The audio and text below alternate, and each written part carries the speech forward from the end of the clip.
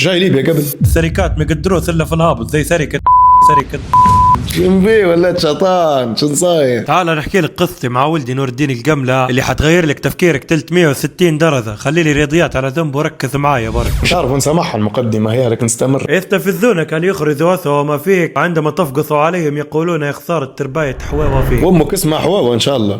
اكزامبل هذا يا عسول. ما انا اقول يا برق اختصر لي علاش فتحت على بيب.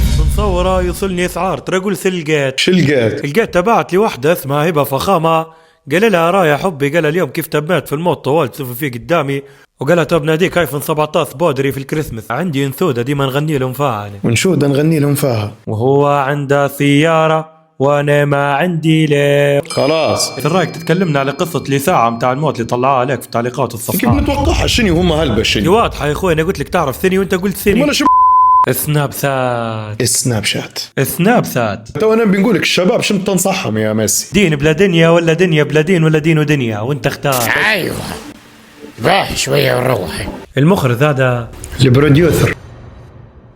بما انكم كملتوا الفيديو شو رايكم نستغفروا في ال10 ثواني اللي فضلوا، والسلام عليكم.